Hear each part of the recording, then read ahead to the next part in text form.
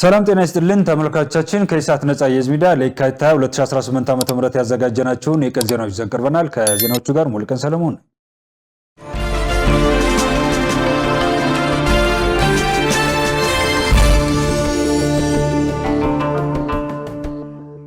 ኢትዮጵያና አዘርባይጃን ግንኙነታቸውን ይበልጥ ለማጠናከር በስምምነት ላይ እንደደረሱ ጠቅላይ ሚኒስትር አብይ አህመድ ገለጹ።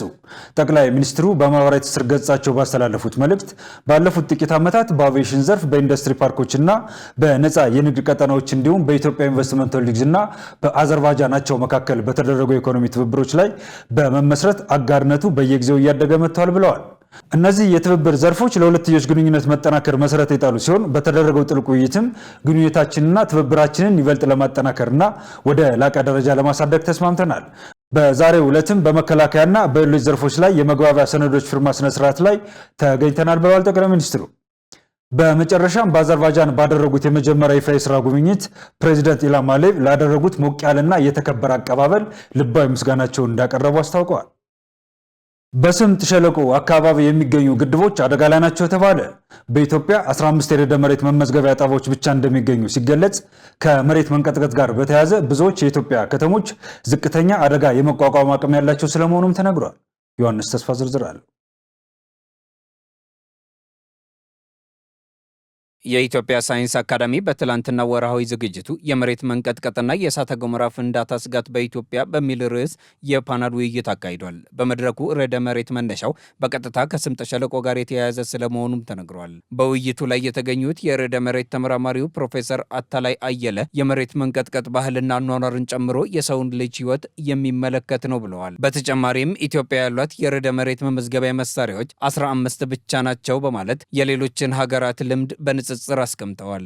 ሀገራችን ላይ የአሜሪካን ኤምባሲ ነው ብዙ ጊዜ በዲፕሎማቲክ ፓውች ይመጣል ስፔር ፓርቱ ዩኤስጂኤስ ስፖንሰር ያደርጋል። ሀብታም በሀብቱ ድሃ በጉልበቱ እኛም ተጠቃሚ ነን። ግን ይሄ ብቻ አይደለም የኛ ስቴሽን፣ ሌሎችም ጣቢያዎች አሉ እና እንደዚህ አይነት ብዙ ወደ 10-15 ድረስ የሚደርሱ ጣቢያዎች አሉ። ነው ከኢትዮጵያ አንጻር ስናየው እነዚህ በቂ ጣቢያዎች አይደሉም፣ በጣም ትንሽ ናቸው።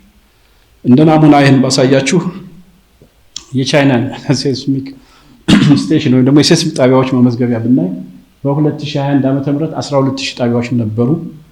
በ2005 ዓ.ም 18000። እዚህ ስርጭቱን የምታዩት በሙሉ ሴስሚክ ጣቢያዎች ናቸው እና እኛን ከቻይና ጋር እናወዳደር አንችልም። ግን ምን ያክል ትኩረት እንደተሰጠውና በጀት ተበጅቶ የሀገራቸውን አደጋ እንዴት እንደሚከላከሉ ጥሩ ማሳያ ይሆናል ማለት ነው። ሌላኛው በመድረኩ ተገኝተው የግንባታ ሕግ ክለሳ በሚል ርዕስ ሀሳባቸውን ያቀረቡት የሲቪል ምህንድስና ባለሙያው ፕሮፌሰር አስራት ወርቁም ህንፃዎች የመሬት መንቀጥቀጥን መቋቋም በሚያስችል መልኩ ሊሰሩ ይገባል ብለዋል። የተንዳሆ የከሰምና ሌሎች በስምጥ ሸለቆዎች አካባቢ የሚገኙ ግድቦች በመሬት መንቀጥቀጥ ስጋት ሳቢያ አደጋ ውስጥ እንደሆኑም ጠቁመዋል። ትልልቅ ኢንፍራስትራክቸሮችም እየተገነቡ ያሉት ጥቂት አይባሉም። እዛ ውስጥ መንገድ፣ ሜጀር ድልድይ፣ ሬልዌዎች አሉ፣ ግድቦች አሉ፣ ሂጅ ግድቦች አሉ። እዚህ ሪፍት ቫሊ አካባቢ ለምሳሌ ተንዳሆ አለ። እንዲሁ ለመጥቀስ ያህል ወዲህ መጣ ስንል ከሰም አለ። አሁን እነሱ እኔ ባለፈው ፋንታሌ አካባቢ የነበረው እንቅስቃሴ በጣም ፈራ የነበረው ከሰም ዳሙን ነበር የምፈራው። እርግጥ ነው እርዝ ዳም ነው። እርዝ ዳም ትንሽ ሬዚሊየንስ አለው፣ ትንሽ ፍሌክሲቢሊቲ አለው። ግን ምንጩ እዛው ነው። ደግነቱ ቮልካኒክ ኢንዲዩስድ ስለነበረ እርዝኩዌኩ ማክሲመም እንግዲህ ካልተሳሳት ከ6 የበለጠ ሪከርድ ዳልሆነ ማግኒቲዩድ። ግን እዛው ፍንጫው ስር አፈሙዙ ላይ ያለው ዳም።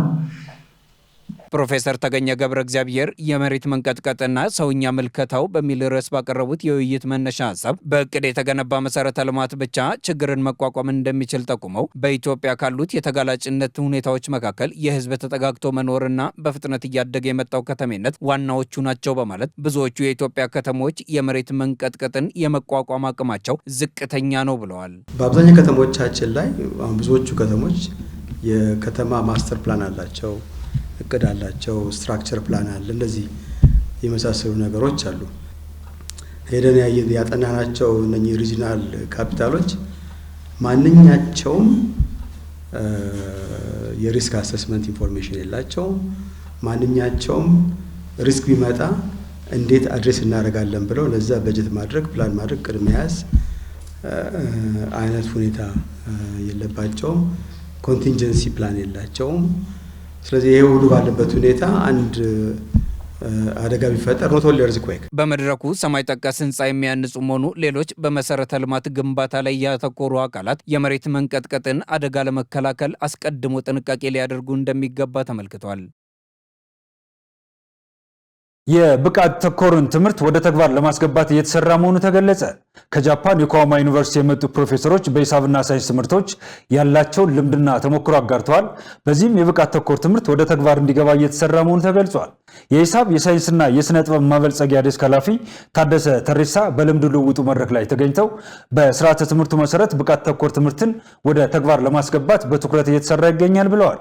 በዚህም ከጃፓን ዓለም አቀፍ ትብብር ድርጅት ጃካ ጋር በመተባበር የኮዋማ ዩኒቨርሲቲ በመጡ የሙያ ፕሮፌሰሮች ከ5 ክልሎችና ከፌዴራል ለተወጣጡ 15 ባለሙያዎች የአሰልጣኞች ስልጠና መሰጠቱን ገልጸዋል። በተጨማሪም የስልጠና ሞጁሎች ተዘጋጅተው በተመረጡ የመምህራን ትምህርት ኮሌጆች ስልጠና መሰጠቱንም የዴስክ ኃላፊው አብራርተዋል። የጃፓን ዓለም አቀፍ የልማት ትብብር የኢትዮጵያ ጽሕፈት ቤት ተወካይ ሚስተር ዩኪ ሂሮዩኪ በበኩላቸው በሂሳብና በሳይንስ ትምህርቶች ላይ ኢንቨስት ማድረግ የወደፊቱን የሀገር እድገት እንደሚደግፍ ገልጸዋል። የዮኮሃማ ዩኒቨርሲቲ ልምድና ተሞክሮን በማካፈል ላደረገው ጠንካራ አጋርነት ተወካዩ ማመስገናቸውን ከትምህርት ሚኒስቴር ማህበራዊ ትስስር ገጽ ላይ ያገኘነው መረጃ ያመለክታል። ተመልካቾቻችን ከኢሳት ነጻ የህዝብ ሚዲያ ለሰዓቱ ያዘጋጀናቸው ዜናዎች እንደቀጠሉ ናቸው። ወደ ዜና እንሻገር። የአሜሪካና የኢራን የኒውክሌር ድርድር ያለ ውጤት በመቋጨቱ የጦርነት ደመና አንዣቧል ተባለ። በሌላ በኩል ሁለቱ ሀገራት በቀጣዩ ሳምንት በቴክኒክ ደረጃ ለመነጋገር በቪየና ቀጠሮ ይዘዋል። ሸሪፍ ኢማም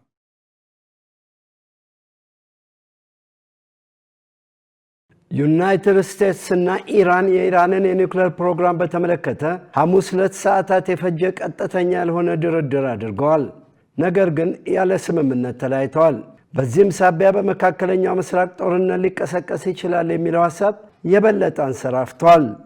አሁንም አሜሪካ በርካታ የጦር አውሮፕላኖችና መርከቦችን በአካባቢው እያሰባሰበች ነው። በጄኔቫ የተካሄደውን ድርድር የመሩት የኦማኑ የውጭ ጉዳይ ሚኒስትር ባድር አቡሳዲ ጉዳዩን ሳያብራሩ እንዳሉት በድርድሩ ተጨባጭ የሆነ ለውጥ አለ ብለዋል። በደፈናው የድርድሩን ማብቃት ተከትሎ የኢራን መንግስት የቴሌቪዥን ሪፖርት እንዳደረገው ኢራን ዩራኒየም ማበልጸጓን ትቀጥላለች። ያላትን ዩራኒየም ወደ ውጭ ሀገር መላክ በሚል የቀረበው ምክረ ሀሳብና ዓለም አቀፍ ማዕቀብ ማንሳትን በተመለከተ ኢራን የምትቀበለው አይደለም። ይህ ማለት ደግሞ የአሜሪካውን ፕሬዚደንት ዶናልድ ትራምፕ ፍላጎት አያሟላም ማለት ነው።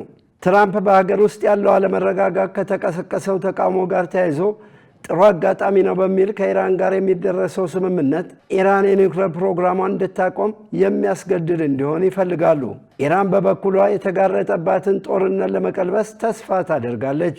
ይህንን የምታደርገው ደግሞ ዩራኒየም የማበልጸግ መብቷን በማስከበር እንዲሆን ትፈልጋለች። ከዚህ ባለፈ በሌሎች በረጅም ርቀት ሚሳኤል ፕሮግራም ወይም ሐማስና ሂዝቦላህን መደገፍን በተመለከተ መነጋገር አትፈልግም። የኢራን የውጭ ጉዳይ ሚኒስትር አባስ አራጋቺ እንዳሉት በኢራን የኒውክሌር ፕሮግራም ላይ ከአሜሪካ ጋር የተደረገው ቀጥተኛ ያልሆነ ንግግር በጣም ጫና የበዛበትና ረጅም ዙር የወሰደ ድርድር ነው ብለዋል። በእኛ በኩል ምን መሆን አለበት የሚለው ግልጽ ተደርጎ ቀርቧል። በጄኔቫ የተካሄደውን ንግግር በተመለከተ በአሜሪካ በኩል የተባለ ነገር የለም። የኦማኑ የውጭ ጉዳይ ሚኒስትር ሐሙስ ዕለት በአሜሪካና በኢራን መካከል የተደረገው ንግግር ተጠናቋል፣ በቅርብ ጊዜ ውስጥ ይቀጥላል ብለዋል። ባድር አልቡሳዲ በኤክስ ገጻቸው በጻፉ መልእክት በድርድሩ ጥሩ የሚባል ለውጥ አለ ብለዋል። ባያብራሩትም አክለውም በቴክኒክ ደረጃ በቀጣዩ ሳምንት በዓለም አቀፍ አቶሚክ ኢነርጂ ከተማዋ በቪየና ንግግር ይጀመራል ሲሉ ጥቆማ ሰጥተዋል። ይህንም በተመለከተ ከአሜሪካም ሆነ ከኢራን ባለስልጣናት ወዲያውኑ የተሰጠ አስተያየት የለም። ተንታኞች እንደሚሉት ግን በጄኔቫ የተካሄደው ድርድር ያለ ውጤት መጠናቀቁ አሜሪካ በኢራን ላይ ወታደራዊ እርምጃ ተወስድ ይሆን የሚለውን ሐሳብ ያጭራል። መረጃው የአሶሺየትድ ፕሬስ ነው።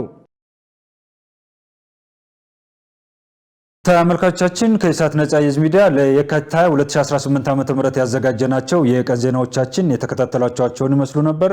ከዜናዎቹ ጋር ሙሉቀን ሰለሞን አብሬያችሁ ቆየሁ። መልካም ጊዜ ይሁንላችሁ።